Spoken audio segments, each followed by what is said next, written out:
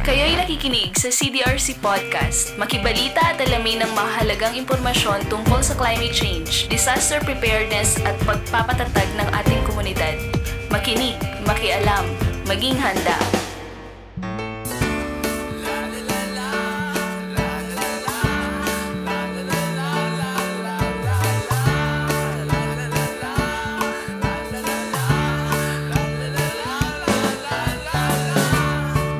Napapansin nyo bang nagbabago? Napapansin nyo bang nagbabago? Ang ikot ng ating mundo. Ang ikot ng ating mundo. Nagpapapansin ang kalikasan. Halina at ating balikan. Sama-sama nating alagaan upang panganib ay ating malampasan. Magandang araw sa mga tagapakinig ng CDRC Podcast. Ito pong muli ang inyong lingkod, si Kuya Kaloy, nagbabalik para maghatid ng mga impormasyon at talakayan hinggil sa paghahanda sa kalamidad. Makakasama ko po ngayon sa unang pagkakataon ang aking bagong co-host, si Ate Suyin. Magandang araw sa iyo, Suyin. Magandang araw din, Kuya Kaloy. Natutuwa ako at naging bahagi ako ng podcast na ito. At excited na rin ako dahil alam kong marami tayong inihanda para sa episode na ito. Siyempre naman, matagal-tagal din tayong nawala at ito ang ating unang serye para sa taong 2013. Kaya naman full pack ang ating episode ngayon. Alam mo namang katatapos lang ng mga mayor na kalamidad, nangyari ang habagat sa Luzon na nagdulot ng maraming pagbaha at ang bagyong Pablo sa Mindanao na nagdulot din ng pagkasira ng maraming kabahayan at mga pananim. Tama ka dyan, Kuya Kaloy. Sunod-sunod na naman ang mga nangyaring kalamidad noong 2012. Nakakalungkot at napakaraming kababayan na naman natin ang nasalanta. Oo nga, kaya sa episode nito, kakamustahin natin ang ating mga kababayan sa Compostela Valley na nasalanta sa Pablo. Ano kaya ang kalagayan nila doon?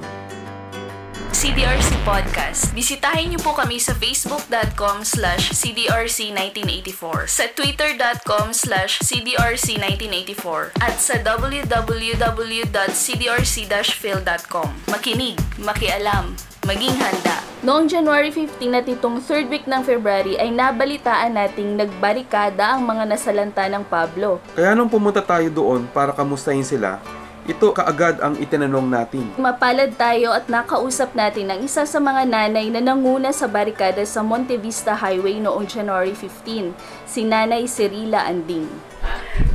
Yung mga relief goods kasi kulang, hindi sapat yung binigay sa amin.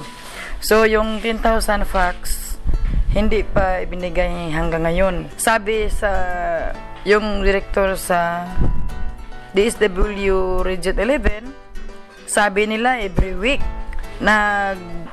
hati daw sila ng mga relief goods dun sa province. Bakit ang province nagbigay once a month lang? So, ang mga tao wala ng mga pagkain. Kasi ngayon, unang-una yung 10 kilos, hindi sapat sa isa ka bulan. Yung 1 month nga, kung ipang-konsumo sa mga tao, hindi. Kasi mayroong mga anak, may asawa. Yan po si Nanay Cirila na ikwento nga niya sa atin ang nagtulak sa kanila para magbarikada. Hanggang ngayon kasi marami pa sa mga nasalanta ng Pablo. Lalo na yung mga nagtatrabaho sa banana plantations, ang wala pang trabaho dahil nga nasira ang kanilang mga pananim. Ang iba naman ay 6 hanggang 7 buwan pa bago makabalik sa trabaho. Sabi nga nung isa nating nakausap, sa Hulyo pa daw magbubukas ang packing plant. Sa mga coconut plantation naman, taon ang bibilangin bago pa makabangon.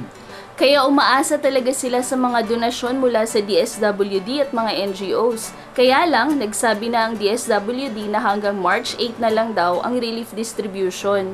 Ang nakakalungkot pa, kinasuhan pa ang 8 leader na nanguna sa barikada. Oo nga, kaya nung third week ng February ay mismong sa opisina ng DSWD nagbarikada para igiit ang kanilang mga karapatan. Pero hindi ibig sabihin nito ay wala na silang ibang ginawa kundi ang magbarikada at maghintay na lamang ng tulong. Alamin naman natin kung anong ginagawa nilang pamamaraan para makaahon. CDRC Podcast. Bisitahin niyo po kami sa facebook.com/cdrc1984, sa twitter.com/cdrc1984, at sa www.cdrc-phil.com. Makinig, makialam, maging handa. Bukod nga sa patuloy na pagdidemand ng tulong mula sa gobyerno, tuloy-tuloy din ang pag-angkop na ginagawa ng ating mga kababayan na nasalanta ng Pablo.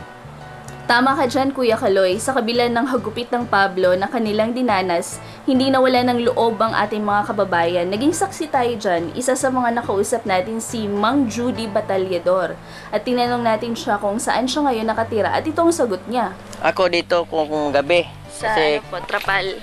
Diyan sa Trapal at saka yung iga-igaan ko na magdala na kong kumot. At Yung asawa niyo po. Diyan na sila. Kasama ng mabata. Diyan sa ilalim. Ito po ay dati ninyong Kulungan ng baboy. Ang dati nilang bahay ay nasira matapos madaganan ng mga puno sa kasagsagan ng bagyo. Lakas ng hangin, pag nandun kami kumukuber sa kulungan ng baboy. Tapos pag malaki na rin ng tubig, nag-evacuate din kami doon sa planta. Kasi malalim ang tubig dito hanggang Baywang. Ang daming nabasa naming gamit, lahat ng gamit namin sa bahay, sa sarili lang namin na ang nadala namin, wala kaming nadalang mga gamit. Grabe ano? Sa koral ng baboy na sila ngayon nakatira.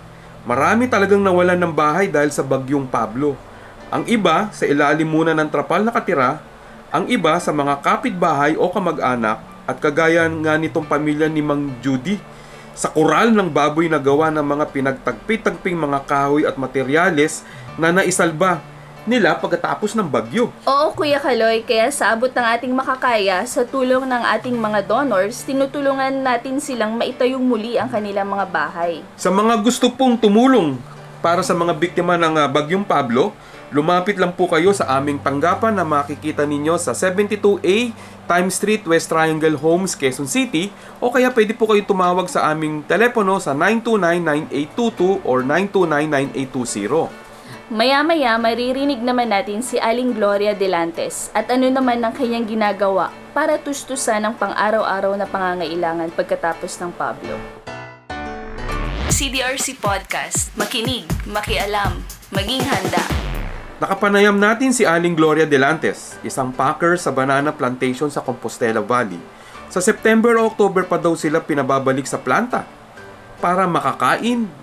Nagtatanim na lang muna siya ngayon ng gulay. Nananom ra ko mga mais din na og kanang balanghoy og kamuti. Subay mo og saging gardaba. Tapos ang imong pagkaon mao na adto ko gahapon dito ko sa akong anak sa tago min kumok ng sweldo mo nya. Dako lagi po 600 in taon ko sige na lang ako palito ginamos magamay isda gamay. O sige na lang mo basta kataga-tagaan ko nimo ginagmay. Ang sabi dyan ni Aling Gloria, bukod sa pagtatanim, nangihiram din siya ng pera sa anak niya na nagtatrabaho ngayon sa Tagum. Pinagkakasya na lang niya ang 600 pesos na nahiram niya sa kanyang anak. Sirang-sira din ang bahay ni Aling Gloria, kaya nakikitira muna siya ngayon sa kapitbahay. Ang iba naman, ang ginagawa ay naghahanap muna ng ibang trabaho sa labas, tulad ng sa construction, pagkakatulong, at iba pang mapagkakakitaan. Pero marami ang walang mahanap na trabaho. Kaya ang ginagawa ng ating regional center, ang MISPI, ay food for work o cash for work ang pagtatayo ng mga bahay. Nagsusulisit din tayo ng pondo para sa tinatawag na Seeds for Life. Bahagi ito ng rehabilitation efforts sa mga affected communities. Para kahit papaano ay may mapagkukunan sila na makakain habang hindi pa sila nakakabalik sa trabaho. Kaya lang, alam mo ba kung ano ang masaklap dito? Ang ibang mga manggagawa sa plantasyon ay di na daw makakabalik sa trabaho. Karamihan dito ay mga membro ng mga unyon. Nakahanap yung mga kumpanya ngayon ng kanilang dahilan. Ginamit nila itong bagyong Pablo. Nakakalungkot naman yan, Kuya Kaloy. Talaga namang marami palang dahilan para magbarikada ang mga nasalanta ng bagyo. Wala ka na ngang bahay, wala ka pang makain. Totoo yan, Suyin. Kaya nga napakahalaga ng pagbabarikada ng ating mga manggagawa doon sa Compostela Valley. Kaya nga, sa mga gustong tumulong, muli po nananawagan kami sa inyo. Pairalin po natin ang ating bayanihan. At pwede po kayong lumapit muli sa 72A Time Street, West Triangle, Quezon City, o kaya tumawag po kayo sa 929-9820 o 929-9822. Dito po nagtatapos ang amin na namang isang episode, ang CDRC Podcast. Subaybayan po ninyo ang aming susunod na episode. Sa susunod po muli, maraming salamat. Kayo'y nakikinig sa CDRC Podcast. Makibalita at alamin ng mahalagang impormasyon tungkol sa climate change, disaster preparedness at pagpapatatag ng ating komunidad. Makinig, makialam, maging handa. Bisitahin niyo po kami sa facebook.com/cdrc1984, sa twitter.com/cdrc1984, at sa www.cdrc-phil.com.